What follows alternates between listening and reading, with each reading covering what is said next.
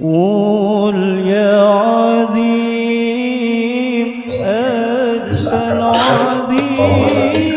Surga itu dengan puasa dia, dengan sholat dia, dengan zikir dia gitu. Ya, tapi dia lupakan Allah. Pokoknya nggak ada di situ pertolongan Allah bagi dia. Jadi dia bangga dengan amal yang selama ini dia lakukan. Dia bangga dengan pergi hajinya, dia bangga dengan pergi umrohnya gitu. Lalu kemudian dia merasa paling segalanya lah begitu. Nah itu nggak boleh. Nah, itu namanya orang yang bersandar pada amal bahwa ahmaku au jahil au ghafil. Mereka itu disebut sebagai orang yang bodoh, orang yang jahil, orang yang ghafil, yang lalai. Ya. Kalau dia bersandar pada amal, jadi membangga-banggakan amal itu nggak boleh.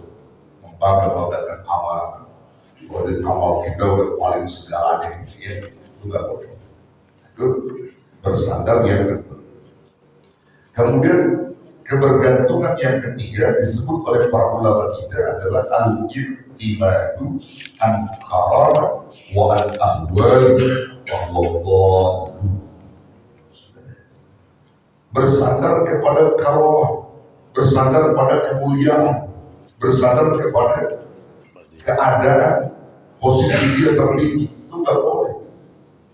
Ya, bersandar pada karamah itu nggak boleh. Maksudnya bagaimana bersandar pada karamah? Jadi kalau dia melakukan ini, melakukan itu, ya, dia menganggap bahwa ini adalah kemuliaan. Jadi kemuliaan biar saya bisa begini, bisa begitu. Nggak boleh. Bersandar pada karamah kemuliaan. Ya. Kalau mencari keberkahan, itu boleh. Keberkahan para wali, keberkahan orang-orang soleh, yang lalu kita ta'zim kepada mereka, itulah diberita sama Nabi. Tapi kalau bersandar pada karamah, pada kemuliaan yang telah Allah berikan pada kita atau pada diri seseorang, lalu kita merasa bangga, merasa bahwa itu segalanya bagi kita, dia melupakan Allah. Kalau mencari keberkahan dari orang-orang soleh, berita mencari keberkahan karena Allah yang turunkan keberkahan pada mereka, itu boleh. Tapi kalau dia bersandar pada karamah kemuliaan yang Allah berikan kepada dia, tidak boleh. Dikatakan karamah di sini saudara, dia diberikan kedudukan oleh Allah, begitu ya, diberi pangkat, kedudukan, jabatan, duitnya banyak, gitu ya. Nah, jadi dia merasa bahwa itu adalah segala. Maka orang begini tolong sesat, Allah, dia adalah orang yang sesat. Dia merasa bahwa harta, kedudukan, jabatan itu segala yang bakal menjaga dia. Padahal gak akan pernah harta, kedudukan itu bisa ya, memberi kemuliaan kepada dia di akhirat, ya, tentu bisa. Kalau dia merasa sombong dengan itu semua.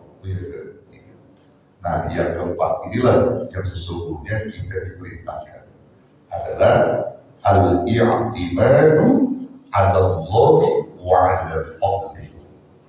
Bersandar kepada Allah dan kepada karunia-Nya, kepada rahmat dan ridha-Nya. Fahuwa arifun aw muwahhid. Maka dia itu adalah orang yang arif, orang yang memahami, orang yang mengerti, orang yang cerdas, aw muwahhid, dan orang yang selalu mentauhidkan Allah Subhanahu wa taala. Maka ini yang benar. Ini yang keempatnya yang kita cari. Jadi al-i'timad ala Allahi wa ala fadli, ini yang kita cari, yang memang kita prioritaskan dalam hidup kita. Kalau kita diberi harta itu karena karunia Allah dan karena Allah yang menitipkan kepada kita harta itu, sehingga nggak boleh kita sombong. Ketika Nabi Sulaiman ditanya begitu banyak harta dari Sulaiman, dari mana kau dapat? Min fadli Rabbi. Ini semua adalah karunia dari Tuhan. Dan Rasulullah, ini karena teripaya saya, ini karena proyek-proyek saya gol, ini karena tenaga saya, ini karena kecerdasan saya, bisa ada min fadli. Ini semua adalah karunia dari Rabbku, dari Tuhanku. Aku cuma dititipkan saya dari harta dan dan jabatan. Ini yang sebenarnya kita cari. Jadi kalau kita beribadah, beramal, sandarkan amal itu kepada sandarkan ibadah kita itu kepada Allah. Jadi jangan sampai ibadah-ibadah yang kita lakukan selama ini rusak gara-gara salah mencari sandaran. Kalau kita salah mencari sandaran, dan harus kita akan hilang semua apa yang menjadi amal-amal kita. Kalau kita bersandarnya kepada Allah, harus. Ya, nah karena itu saudara perlu diingatkan di dalam majlis-majlis ilmu bahwa sesungguhnya apa yang sudah kita perbuat dari amal soleh kita jangan merasa bangga dari amal soleh itu. Kita mesti tawadu seakan amal soleh itu tak pernah ada dalam hidup kita, seakan sekali, sehingga memotivasi kita untuk tetap semangat beribadah dan menyandarkan ibadah kita kepada Allah Subhanahu wa Ta'ala. Itu yang penting. Nah, itu yang sesungguhnya diperintahkan oleh Allah dan Rasul. Apakah sekarang kita ini bisa melakukan hal itu? Ya bisa. Ketika kita tahu ilmunya, bisa. Dan kita udah belajar. Kalau kemarin-kemarin mungkin barangkali belum sampai ilmu kepada kita istighfar. Kita beristighfar kepada Allah yang tadi saya bilang. Jadi istighfar itu pengennya terhapus dosa apa tertutup dosa itu? Tertutup. Kalau pengen dosa antum itu pengennya terhapus apa tertutup? Terhapus. Kalau terhapus kan hilang. Ya, kalau tertutup ibarat antum menulis tuh pakai pena, salah tuh pena, tulisannya salah tulisannya, maka ada tip N, ada bayarannya. Kalau tertutup masih ada bayaran, itu tip N. Ya, masih ada bayaran itu namanya tertutup. Ya, tertutup namanya. Tapi kalau terhapus, hilang kan? Kita pengennya terhapus. Nah, di sini ada dua jenis istighfar. Saya mau kasih tahu bahwa ada dua jenis istighfar. Istighfar pertama hanya menutup, satu saat bisa terbuka dia. Nah, istighfar yang kedua terhapus. Itu pilihnya mana? Istighfar tertutup atau terhapus? Baik. Istighfar yang tertutup atau menutup dosa itu seperti yang kita baca sehari-hari habis sholat, Astagfirullahaladzim alladzi la ilaha illa huwal hayyul qayyum wa atubu ilaih. Itu tertutup saja. Itu tertutup. Istighfar di luar sholat dengan kalimat astagfirullahaladzim itu menutup daripada dosa kita. Nutup doa, nggak ngapusin. Ya. Kalau yang ngapusin bagaimana tuh istighfarnya gitu? Ya. Yang menghapuskan daripada dosa kita itu adalah istighfar dengan menggunakan kalimat afur. Afur itu ada dua, di bulan Ramadan apa dalam posisi sholat. Kalau di bulan Ramadan Nabi menyunahkan sering-sering kamu membaca Allahumma innaka afuwun karim tuhibbul afwa fa'fu anni. Banyak itu dapat menghapus dosa. Kalimat afuun itu ada di bulan Ramadan. Itu namanya istighfar penghapus dosa. Yang kedua, afuun itu ada dalam posisi sholat. Ketika antum duduk ya di antara dua sujud, apa sunnah bacanya? Rabbil firli warhamni wajburni warzuqni warfa'ni wahdini wa'afini wa'afani. Nah, jadi kalau antum sholat, antum udah gugur dosa senang. Antum udah dihapus dosa antum dengan bacaan tadi. Kalau astagfirullahaladzim, nutup doa. Ya, nutup saja. Karena diambil dari kata istighfar. Istighfar bukan istighfar, ini bukan kalimat istighfarnya ya. Jadi kata istighfar, kafar itu artinya menutup, kafar itu kan menutup. Ya, kafir itu artinya menutup. Kafir, maka disebut kafir itu menutup. Ya. Orang itu kafir, dia telah menutup dirinya dari hal-hal yang dibenarkan oleh Allah. Itu namanya kafir. Tidak mau sholat, tidak mau puasa, dia tutup dirinya. Itu namanya kafir. Ya.